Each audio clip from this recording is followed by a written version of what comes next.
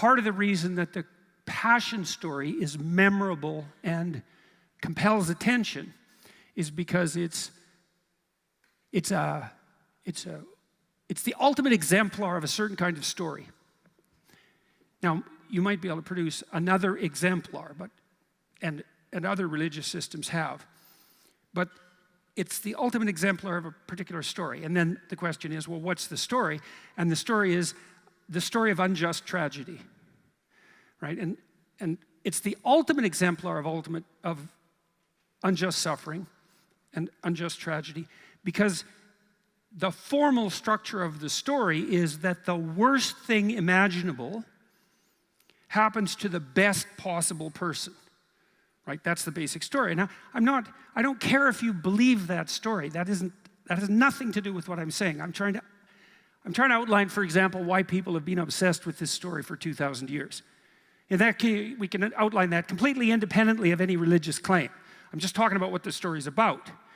So it's definitely a tragedy, obviously, because it involves, what does it involve?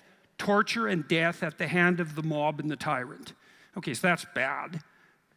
And also emerging as a consequence of betrayal, and not just betrayal, but betrayal of the closest person, right, the best friend. And then that's all pretty bad. Torture, mob, tyrant, betrayal. That's a lot of bad things. But then it's made worse by the fact that the person who's being judged by the crowd and treated worse than a criminal, in fact, despised in comparison to those known to be criminal, was also a person who only did what was best all the time, and everyone knew it, including the people who tried to kill him. So you see, you can't make something up that's more tragic than that, because, well, where do you go?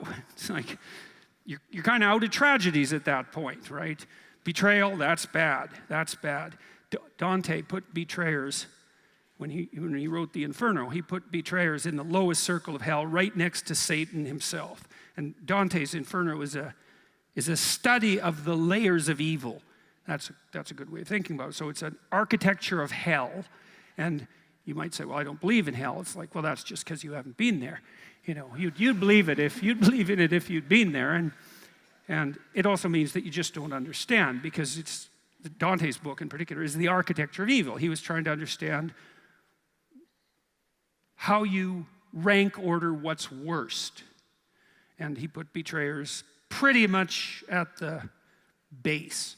And I think the reason for that is, if you betray yourself or if you're betrayed by someone else, it takes your faith away. You know, imagine you're married to someone, you find out, we've been married 10 years, you think you're happy, you think you know what happened in the past, and then you find out the person had sequential affairs and you didn't know about it. It's like, well, then where are you? And the answer is, well, you're lost. And it's so interesting to be lost like that, because you're not only lost in the present, because your present is not what you thought it was. You're lost in the future because you thought you were with someone and doing something that you're not doing, and whatever you thought was going to happen in the future isn't going to happen. And that's pretty bad, because you lose the present and the future. But that isn't all you lose. You also lose the past. And that's pretty damn strange, because you think, well, the past already happened. It's like, not the way you thought it did, buddy. Right? And that's pretty destabilizing. And so betrayal, and then it's worse. Betrayal is actually worse than that, because it doesn't just rob you of the past and the present and the future. It also forces you to suffer for doing something that was actually good. Because it's good to trust someone.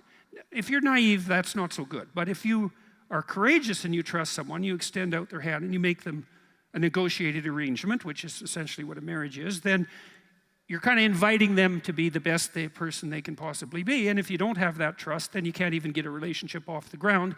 And so then the person who's betrayed you has used your best impulse to do the worst possible thing to you.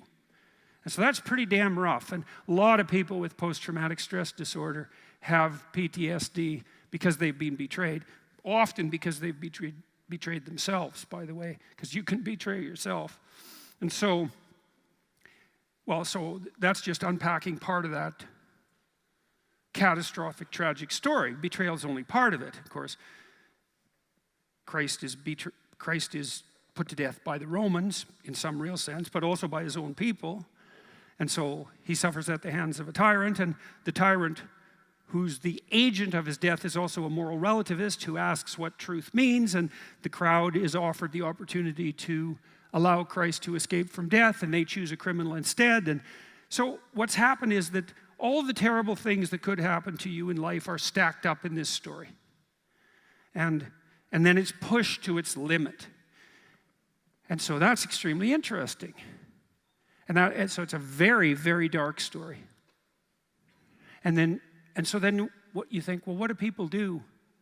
What are people doing when they hear that story? Or even more to the point, what are they doing when they go on a pilgrimage, which you could do if you just went to a church, especially a Catholic church, because the Catholics do this particularly, and you walk the Stations of the Cross, or you contemplate the Stations of the Cross. What are you doing exactly? Well, you might ask yourself, what are you doing when you go see a horror movie? And that's a really good question, because it's so preposterous that you would go see a horror movie. It's like you'll do that voluntarily, you'll line up to do it, and you'll pay for it. Why? So you can be disgusted and terrified. It's like, what the hell's wrong with you? Well, seriously, like, what are you up to? And the answer is, you're facing what's disgusting and terrifying. And you're doing it voluntarily. That's what you're doing. And you have an instinct to do that, and that instinct is so powerful that it'll compel you to do that so powerfully that if you do it voluntarily, it's even entertaining, right? You'll do it voluntarily, you'll pay for it. And that's not so preposterous, because one of the things that psychotherapists have learned in the last 100 years, regardless of school, is that if you sit with someone and you find out what they're afraid of and what they're avoiding, and it's a good combination of those two things, because there's things to be afraid of properly, and there's things to be afraid of improperly, and it's improper to be afraid of those things that you have to face in order to move uphill, right? And so therapists have learned that if you get people to face what they're afraid of and avoiding voluntarily, that they get better. And you might say, well, that's because they get less afraid, but that actually isn't what happens. That's not exactly what happens. They get braver instead.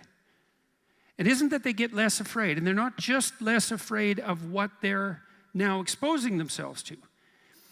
If you treat someone who's agoraphobic, who can't get in elevators, let's say, and you help them learn to confront the elevator step by step until they can finally get in it and ride it again, then they start doing things all over in their life that they were afraid to do previously. It generalizes. So if you watch yourself move towards something that's frightening successfully, then you start to understand there's more to you than you thought. And there is more to you because you've actually learned something when you confront this thing you're afraid of.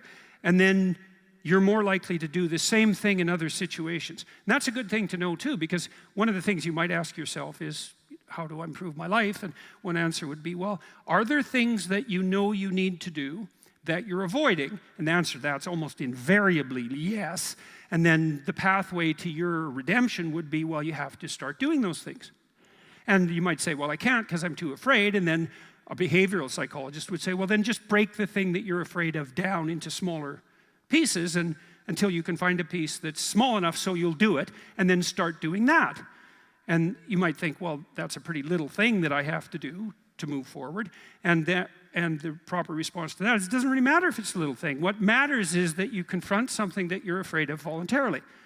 That's what matters. And so then you might say, well, what are people doing when they go to Jerusalem to walk the Via Dolorosa? And what they're doing is they're trying to imagine how to confront the catastrophic suffering of life voluntarily.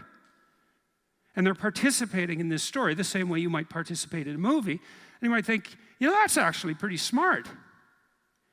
And then you might think, well, what does that story of unjust suffering have to do with me? I don't mean me personally, I mean each of us.